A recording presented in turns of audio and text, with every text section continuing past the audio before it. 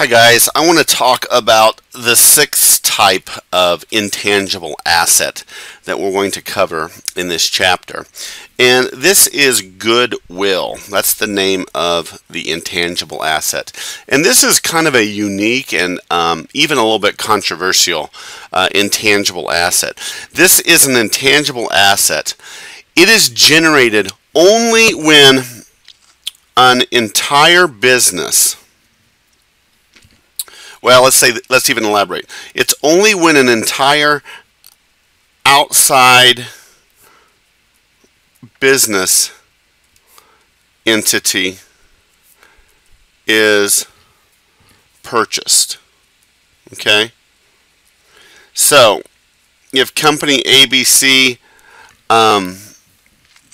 purchases company XYZ, there could be some goodwill that will be on XYZ's books that's generated. But this is a unique type of intangible asset, and it can only be generated when an entire outside business entity is purchased. A quick example. Let's say we pay $2 million to purchase the net assets, and the net assets have a fair value of $1.5 million, but we paid $2 million.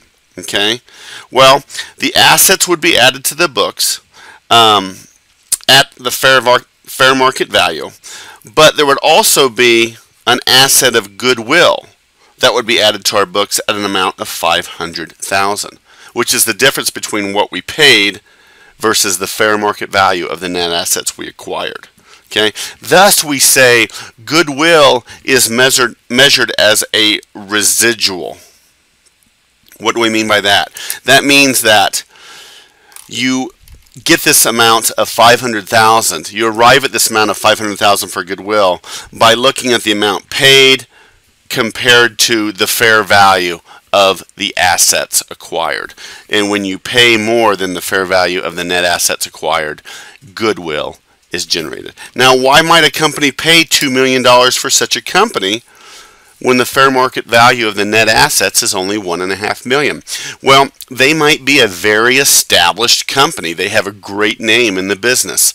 Customers recognize that name. Customers trust that name. They know where they're located. All those sort of things. That's why we kind of call it goodwill. Okay? Now, I'm going to kind of skip around on our answer sheet a little bit here. But one thing I want to point out is internally generated goodwill should never be capitalized. So the only way you can get a goodwill asset, intangible asset on your books is by purchasing an entire outside business in this sort of a situation right here.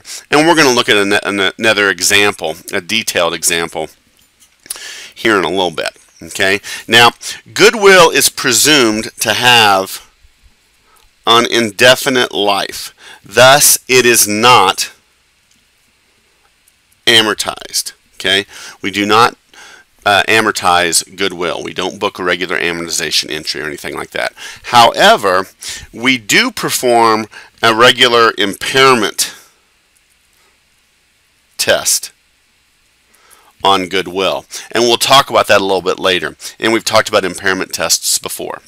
Now, a question that I sometimes get is, okay, Dave, we can see that up here, like for example, in this situation, we paid $2 million for the net assets. Remember, net assets is assets minus liabilities. Okay, we paid $2 million for the net assets of a company, but the fair value of the net assets was only $1.5 million. So we have $500,000. Well, what happens if the amount paid for a company is less than the fair value of the net assets? Well, that's a good question. That's considered actually a bargain purchase. Okay? And the excess is recorded as a gain on the purchaser's books. Okay? So that's the situation. We're not gonna look at that one in as much detail as we do the situation when goodwill is in existence, or when we acquire it by purchasing an outside business entity. Okay, I want to take a look at an example, and I think this will kind of help clarify.